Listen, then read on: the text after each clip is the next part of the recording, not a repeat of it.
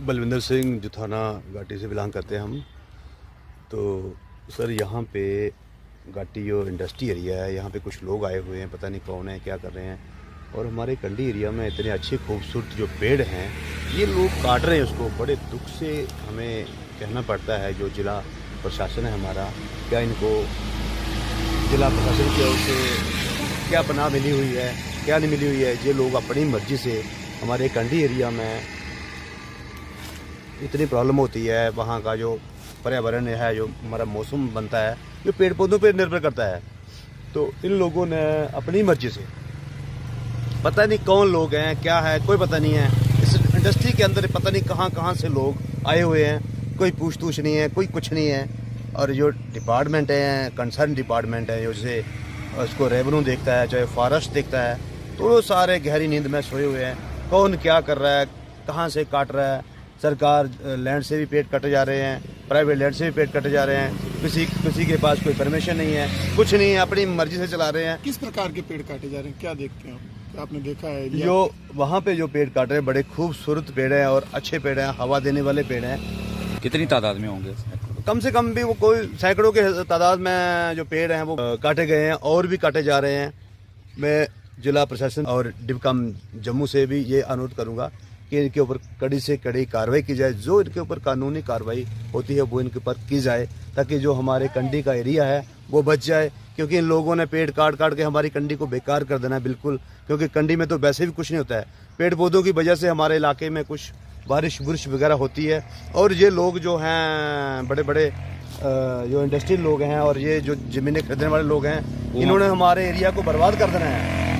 तो मेरा यही विनती है मेरी कि इनके ऊपर जो कड़ी से कड़ी कार्रवाई होनी चाहिए। और खासकर जो फॉरेस्ट डिपार्टमेंट है उसको ये बिल्कुल नज़रअंदाज नहीं करना चाहिए कि जो पेड़ काटने वाले लोग हैं, कौन लोग हैं। हमारे इलाके में जितने भी जो पेड़ हैं, हम चाहते हैं कि पेड़ जब सुरक्षित है तो हमारा एरिया सुरक्षित है। क्या देखते हैं, बड़ी बड़ी स्कीमें हैं, योजनाएं हैं कि पेड़ लगाओ, पर्यावरण बचाओ, वृक्ष बचाओ, पानी होगा, वाटर लेवल बढ़ेगा। कंडी में अगर इस तरह से पेड़ लगाने के लिए ये हमको बोलते हैं, लोगों को बोलते हैं, और इन्हीं के लोग हैं जो बड़े बड़े जो दावे करते हैं। इन्होंने कुछ लोग अपने रखे होते हैं, अपने लोगों से ये इन्होंने बड़े बड़े उनको ठेके दिए होते हैं। और जितने भी यहाँ पे ग्राउंड पे जितने भी इंडस्ट्री वाले हैं और जितने भी व्यापारी हैं, वो सारे इन्हीं पार्टियों से बिलोंग करते हैं। क्योंकि इन्हीं की आड़ में जो जितने भी काम हो रहे हैं, गलत काम हो रहे हैं, जितना भी हो रहा है, चाहे वो स्टेट लैंड इंक्रोचमेंट है, चाहे वो किसी की मलकीती लैंड है, चाहे पेड़ कटे जा रहे हैं, वो सब डिपेंड गवर्नमेंट पे कर रहा है। क्योंकि वो गवर्नमेंट के लोग हैं। क्या लगता है कि पार्टियों ने नेताओं को आगे छोड़ा हुआ है, संरक्षण दिया हुआ? क्योंकि जो इनके पार्टी के ये नेता है ना, जो गांव-गांव में नेता होते हैं, ये सारे यही काम कर रहे हैं। क्योंकि हाई कमांड जो हमारे ऊपर पीएम साहब बैठे हैं, शायद उनके नोटिस में ये बात होगी नहीं, वो ऊपर से बड़ी बड़ी स्कीमें लॉन्च कर रहे हैं। लेकिन उन्हीं की पार्टी के अंदर जो लोग बैठे हैं वही यहाँ पे भ्रष्टाचार भी वही फैला रहे हैं। और जो हमारे जितनी भी वो बनाई हुई है इन्होंने एरिया में, जो हमारे एरिया की बर्बादी कर रहे हैं, यही लोग कर रहे हैं। और मैं लास्ट में यही भी बोलूँगा कि जो हमारे अपने डिवीजन कमिश्नर साहब हैं, मैं उनसे अनुरोध करूँगा कि वो यहाँ पे मायना काटे आकर, और जो भी यहाँ पे जो पेड़ काटे हैं उनको देखा जाए। और जो हमारे फॉरेस्ट डिपार्टमेंट, उनके ऊपर भी ये कार्रवाई होनी चाहिए। देखिए, मानव जो है वो आज की डेट में दानव बन गया है। उसको ये समझ नहीं आ रही कि पेड़ भी एक जीवन है। वो जो जिनको हम काट रहे हैं उनका भी एक जीवन है। जैसे हम सांस लेते हैं वो भी लेते हैं। लेकिन उसको ये समझ नहीं आ रही कि ये जो हम अंधाधुंध कटाई कर रहे हैं पेड़ों की, एक दिन हमारे ही बच्चों को इसका खमियाजा भुगतना पड़ेगा। क्योंकि पेड़ अगर ना हो तो हमें ऑक्सीजन नहीं मिलेगी। और उसके साथ साथ मैं ये भी कहूँगा कि सरकारी जमीनों पर पता नहीं लोगों ने कौन सा प्रचलन बना लिया। सरकार हालांकि मैं कहूँगा ऊपर लेवल पे सख्ती हो रही है, क्योंकि जो नीचे लेवल है, यहाँ पटवारी है, नायब तहसीलदार है, उसी लेवल पर कहीं ना कहीं मैं ये तो नहीं कहूँगा कि 100% लोग मिले हुए हैं, लेकिन 70-80% जो लोग हैं उनको पता है। अगर आपको पता है, मेरे को पता है, तो जो आदमी उसका रखवाला है, जिसको वो कस्टोडियन है, सरकारी आदमी उस जगह का कस्टोडियन होता है, तो अगर वो कस्टोडियन है तो उसको क्यों नहीं पता है? इट्स मीन कि कि कहीं ना कहीं पैसे की लेन देन हो रहा है और पैसे खाए जा रहे हैं। मैं लोगों से भी कहूँगा कि इतना बेरहम मत बनिए कि आपके बच्चों को ही इसका खमियाजा भुगतना पड़े। और मैं ये भी कहूँगा कि इस डुग्गर प्रदेश को लोगों ने अपनी विभूति बना लिया है, सोचते हैं कि यहाँ जो मर्जी कर लें। इस तरह का समाज अगर हम निर्माण करेंगे तो कहीं ना कहीं अनारकी जैसे पाकिस्तान में, जैसे अफगानिस्तान में पैदा हो गई, वो भी यहाँ भी पैदा हो जाएगी। इसलिए प्रशासन से भी कहूँगा थोड़ा सा अपने दफ्तर से बाहर निकलें, थोड़ा सा समय निकालें और पता करें कि अगर कोई है, अगर कोई इतने बड़े बड़े पेड़ जो कट गए हैं तो इतने बड़े पेड़ उनको पैदा होने में कितना समय लगा होगा। तो ये हमारा सबका सरमाया है। सर वहीं देखो कि ग्रीन बेल्ट लिखा हुआ है वहाँ पर, वहीं दूसरी तरफ कटाई। ये तो एक बहुत बड़ा आपको पता है कि जैसे मोदी जी ने लगभग 2.25 लाख एनजीओ को बंद किया था जो फ्रॉडी थी। आप भी जानते हैं, मैं सीधी सी बात करता हूँ। तो वो एक फ्रॉड कर रही थी जो कोई ना कहीं पैसे ऐंठ रहे थे और एंटी नेशनल काम उसमें हो रहे थे। तो ये कहूँगा ये ग्रीन बेल्ट, येलो बेल्ट, जो भी बेल्ट है ना, मैं नहीं जानता, ये एक नाम रखे हो लोगों को इम्प्रेस करने के लिए। और उसके बाद क्या होता है कि धंधा जो होता है वो काला होता है, ठीक है ना। तो इसलिए मैं कहूँगा कि ये नहीं, नाम कोई भी रख ले, मैं रख लूँ विद्यासागर तो मैं विद्या का पति नहीं हो गया, ठीक है ना। जब मैं दौलतराम रख लूँगा तो मैं दौलतपति नहीं हो गया। तो ऐसा नहीं होता।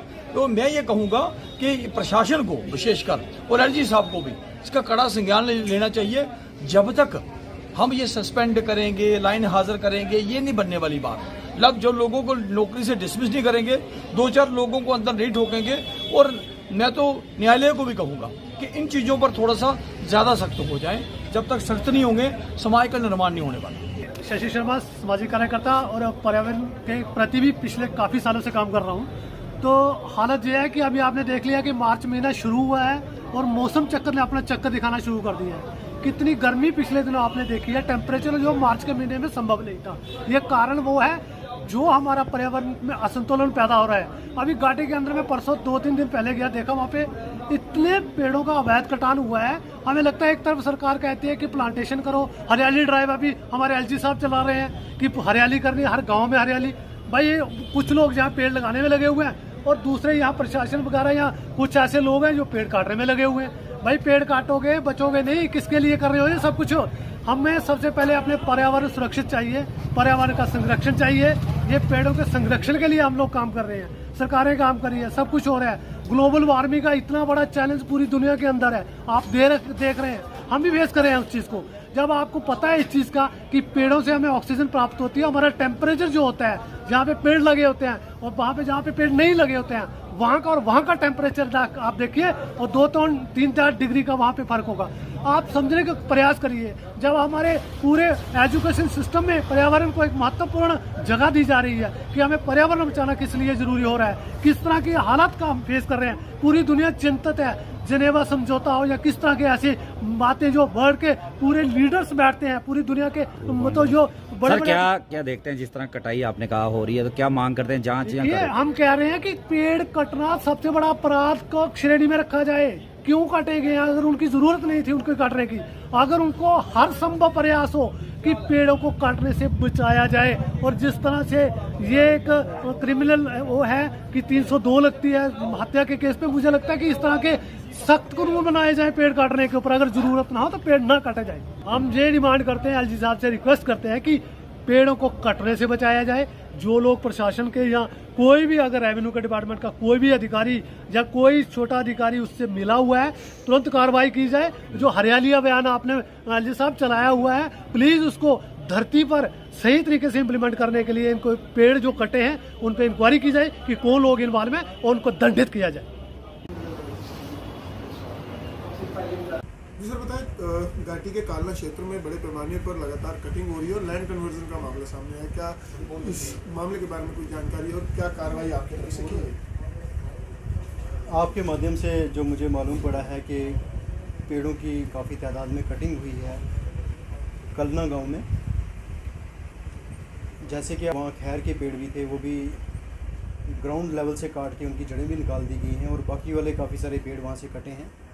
लैंड जो है उसकी नेचर काइंड जो है वो बदलने की कोशिश की जा रही है और सरकारी रकबा भी कहीं ना कहीं इन्वॉल्व है, जैसे आपने बताया मुझे। तो इसमें मैं आपको यही बताना चाहूँगा, आपके माध्यम से अभी मालूम पड़ रहा है नायब तहसीलदार साहब को यहाँ से डायरेक्शन दे दी गई है कि वो आज की डेट में ही मौके पे जाके इस पूरे मामले की छानबीन करेंगे और एक डिटेल्ड रिपोर्ट कल सवेरे मुझे जमा करवाएंगे। इस एरिया की वो वीडियोग्राफी भी करवाएंगे ताकि कंसील ना कर पाए कोई फैक्ट इसमें या कोई डिस्ट्रॉय ना कर पाए।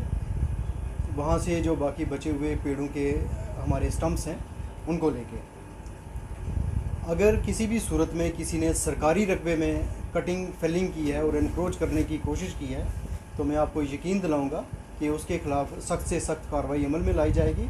कानूनी कार्रवाई लैंड रेवेन्यू एक्ट के तहत जो हमारी उसको सज़ा मिलनी चाहिए वो उसको हम डेफिनेटली यकीनन यहाँ से दिलवाएंगे। मेरी लोगों से ये हाथ जोड़ के इल्तिजा है, विनती है कि मेहरबानी करके पेड़ मत काटें, इल्लीगल फेलिंग मत करें और एनक्रोचमेंट सरकारी रकबों की दिमाग अपने से निकाल ही दें आप इस चीज़ को, क्योंकि ये गैर कानूनी काम है, अनऑथराइज्ड है, इल्लीगल है, जिसकी आपको सख्त से सख्त सज़ा मिल सकती है। हमारे पास जो आंकड़े हैं उन आंकड़ों में या उस डाटा की बात करें तो पिछले 6 महीने से वहाँ की आसपास की ज़मीन के लिए कोई भी CLG अप्लाई या एप्लीकेशन नहीं दी गई है।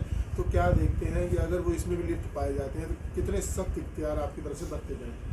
इसमें मैं आपको दोबारा से बताऊंगा।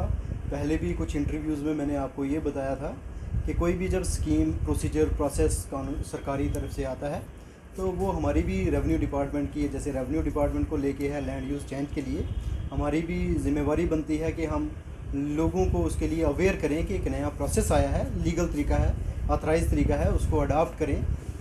चेंज ऑफ लैंड यूज़ कानून बन चुका है तो आप उसमें अप्लाई करें अगर आपने अपनी कोई भी एग्रीकल्चर लैंड को नॉन एग्रीकल्चर पर्पज़ के लिए इस्तेमाल में लाना है। प्रोसीजर सिंपल है, आपने रिकॉर्ड लेना है, अपनी जमाबंदी, गिरदावरी, म्यूटेशन, इनकी नकलें लेके ऑनलाइन वेब पोर्टल पे DC साहब का जो है उस पर अप्लाई करेंगे तो ड्यू प्रोसेस के साथ अगर परमिशन आपको मिलनी हुई तो आपको विदिन अ मंथ परमिशन मिल जाएगी। और गैर कानूनी अनऑथराइज तरीके से कोई भी काम ना करें, क्योंकि अगर आप ऐसा करेंगे तो उसमें आप लायबल हैं पनिशमेंट के लिए, पेनल्टी के लिए।